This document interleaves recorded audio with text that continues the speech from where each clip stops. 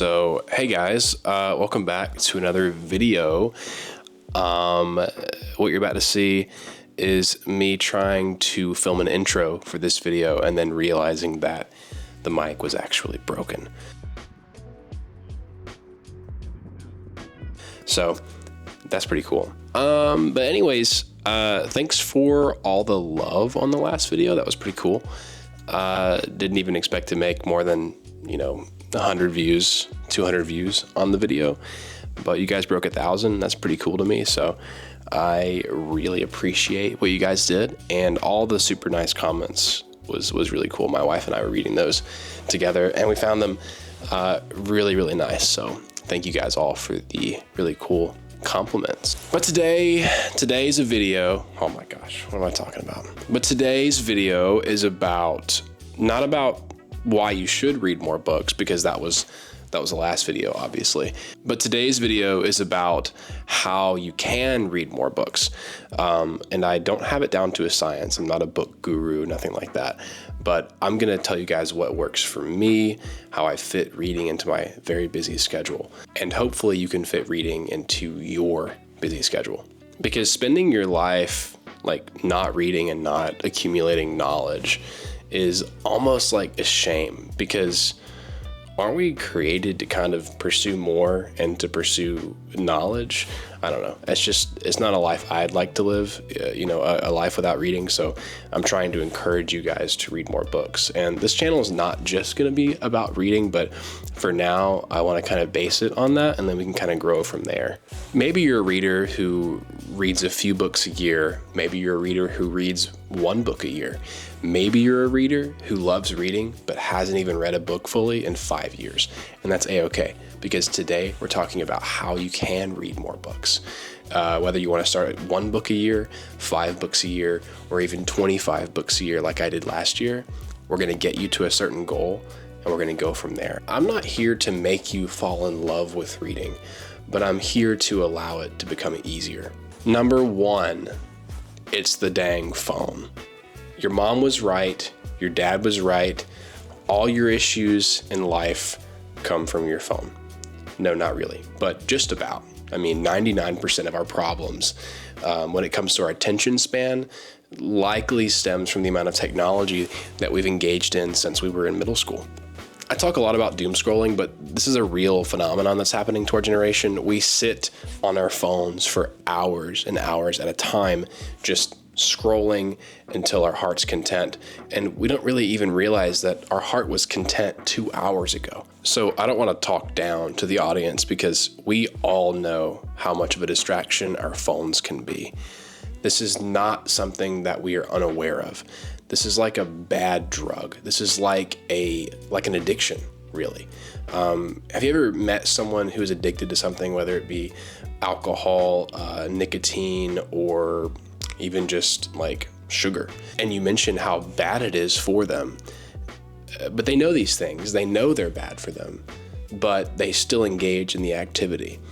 Why is that? Well, there's a pretty simple answer to this, and a typical human response to stress or like a desire for improvement is actually going back to the activity that they're trying to get away from. And some of the same psychological triggers can be said for phone use, for cell phone use. Cell phone addiction shares a lot of the same neurological pathways as someone with like a simple nicotine addiction.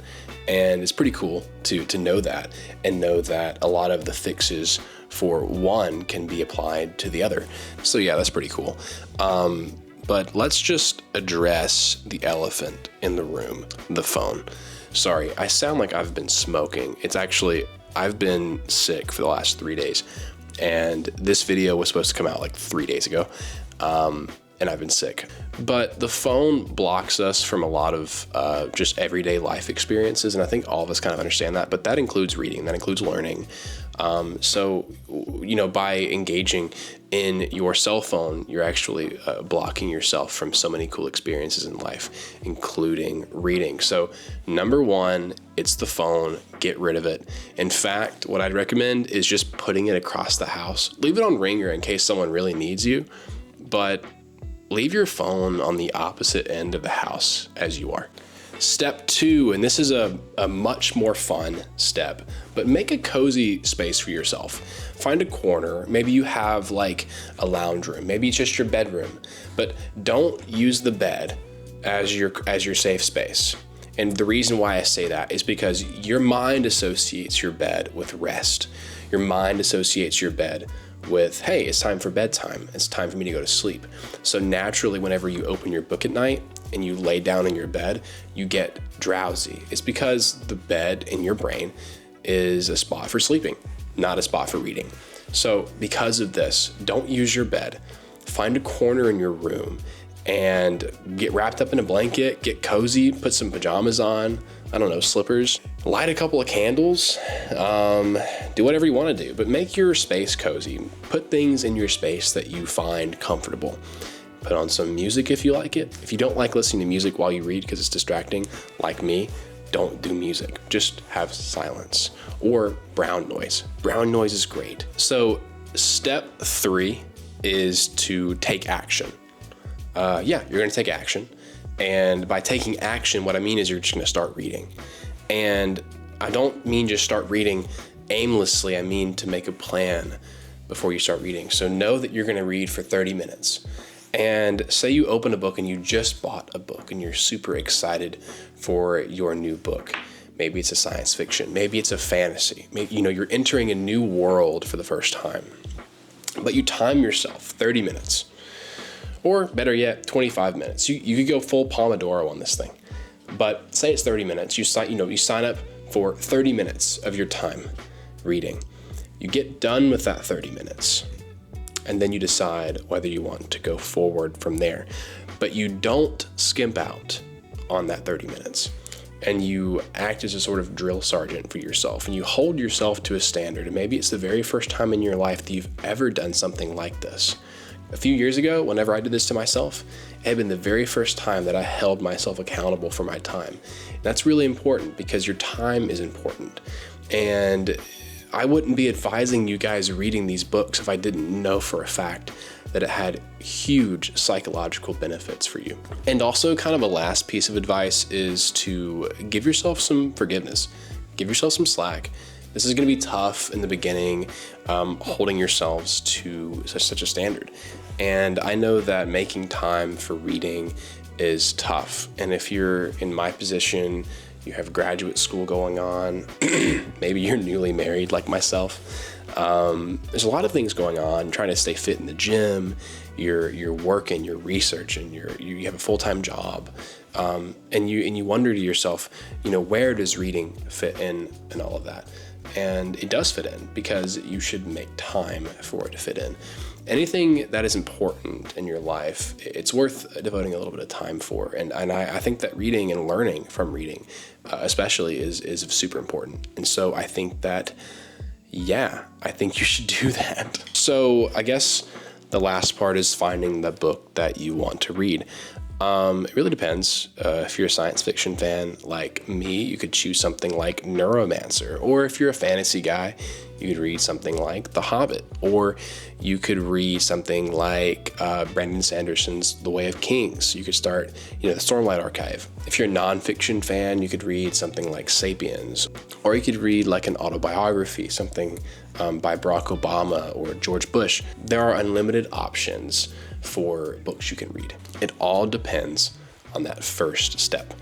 First of all, I keep backing up from the camera and I don't know how far I should get back from the camera. This is my very first time actually professionally doing a YouTube channel, and I don't know how to act.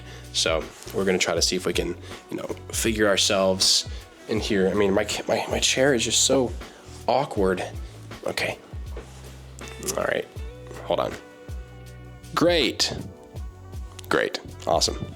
So just to kind of provide an example for why all of these steps work, I'm your example. I read 25 relatively difficult books last year. Oh, and I almost forgot the very last step of this 4-step process. Just start reading. Sometimes you don't even need a plan. Sometimes you just need to jump in blind and try it out yourself and then learn what works for you. Because what works for me may not always work for you. And what works for you may not always work for me. Anyways, I have one last surprise for you guys. I want to show you guys my cat.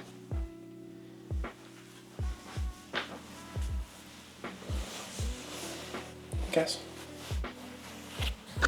Cass, say hello, Cass. This is my cat. Her name is Cass, and she's super cute. What are you doing? Is there anything you want to say to the viewers? Is there anything you want to say?